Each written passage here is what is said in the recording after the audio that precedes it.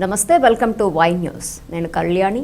గర్భాశయ ముఖ క్యాన్సర్ నుంచి ఆడపిల్లలను రక్షించేందుకు ప్రభుత్వం ప్రతిష్టాత్మకంగా చేపట్టిన ఉచిత హెచ్పివి టీకా కార్యక్రమాన్ని నర్సీపట్నం ఎన్టీఆర్ ప్రభుత్వ ఆసుపత్రిలో శాసనసభాపతి చింతకాయల అయ్యన్న పాత్రుడు లాంఛనంగా ప్రారంభించారు. 14 ఏళ్లు పూర్తి చేసుకుని 15 ఏళ్లలోపు ఉన్న బాలికలకు ఆయన స్వయంగా దగ్గరుండి ధైర్యం చెబుతూ వ్యాక్సిన్ వేయించారు.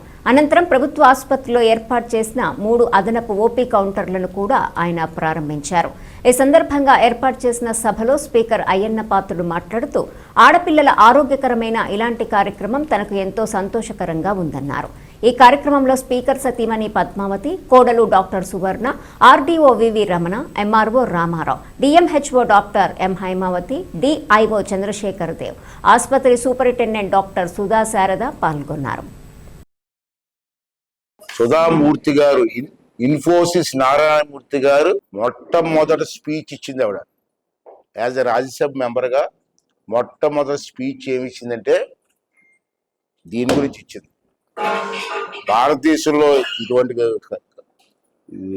వైరస్ ఉంది, చాలామంది క్యాన్సర్ చనిపోతున్నారు, ప్రభుత్వం పట్టించుకోవట్లేదు, ప్రభుత్వం ఇన్వాల్వ్ అవ్వాలా. దీని కాస్ట్ చాలా ఎక్కువగా ఉంది. బయటకు కొనాలంటే 10,000 రూపాయలు, 6,000, 7,000, 10,000 కూడా మార్కెట్లో ఉంది. అంటే సామాన్యులు వాడే పరిస్థితి లేదు. అంటే ప్రభుత్వం దీన్ని ఫస్ట్ ప్రయారిటీగా తీసుకోవాలని చెప్పి యాజ్ ఏ ఎంపీ సుధామూర్తి గారు పార్లమెంట్లో మాట్లాడారు. ఇప్పుడు మా రాజకీయ నాయకులు మేమన్నామంటే మేమే చేస్తూ ఉన్నాం, మేం చేయలే. ఆవిడ చెప్పిన మాటలు పూర్తిగా తీసుకొని ఇవాళ భారత ప్రభుత్వం మోడీ గారు కానివ్వండి, ఆ క్యాబినెట్ కానీ సమావేశాలు మాట్లాడి సుధామూర్తి గారు చెప్పినటువంటి వ్యాఖ్యలకు స్పందించి దీనికి మనం ఏదో చెయ్యాలి, చాలామంది చనిపోతున్నారు, క్యాన్సర్ వచ్చని చెప్పి ఆలోచన చేసి బయట మార్కెట్లో కొనుక్కోవాలంటే చాలా 10,000 రూపాయల దాకా ఒక్కొక్క దగ్గర ఒక రేటు ఉంది. డిమాండ్ పెట్టి రేటు పెడుతుంటుంది. అంటే సామాన్యులు కొనుక్కోలేరు. కాబట్టి ఈ పిల్లలందరికీ ప్రభుత్వం ఎందుకు చేయకూడదు, ప్రభుత్వం డబ్బుతో అని చెప్పి ఒక ఆలోచన చేసి ఒక మంచి నిర్ణయం, నాకు తెలిసి ప్రభుత్వంలో ఇటువంటి మంచి నిర్ణయం ఫస్ట్ నిర్ణయం అని చెప్పి నేనైతే భావిస్తున్నాను. ఎందుకంటే ఇక్కడ మనకు క్లియర్గా దీంట్లో ఇక్కడ ఎందుకంటే క్లారిటీ ఇవ్వాలని చెప్పి సైలెంట్గా ఉండమన్నాను. దీంట్లో కొన్ని ఇబ్బందులు ఉన్నాయి. మీరు జనరల్గా హాస్పిటల్కి వచ్చిన ప్రైవేట్ హాస్పిటల్లో, గవర్నమెంట్ హాస్పిటల్లో ఇచ్చిన ట్రీట్మెంట్లో కాదు. ఇది వచ్చిన వాళ్ళందరికీ ఇది పొడిచేసి ట్యాబ్లెట్ ఇచ్చి వెళ్ళిపోమని కుదరదు.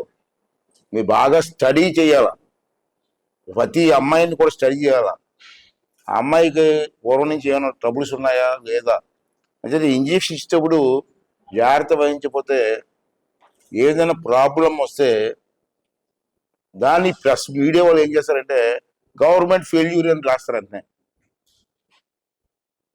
ఏ ప్రాబ్లం వచ్చినా గవర్నమెంట్ తోసేస్తారు, ప్రతిపక్ష నాయకులు కానీ ఎవరన్నా. కానీ భగవంతుడు రాసి వస్తే బతుకుతా, అది వేరు. కానీ ప్రతి చిన్న విషయాన్ని ప్రాబ్లంగా క్రియేట్ చేస్తారు. ఇంత మంచి కార్యక్రమం ఒక చిన్న ఇష్యూ కోసం ట్రబుల్ చేస్తే భారతదేశంలో ఉన్న కోట్లాది మందికి నష్టం వస్తుంది.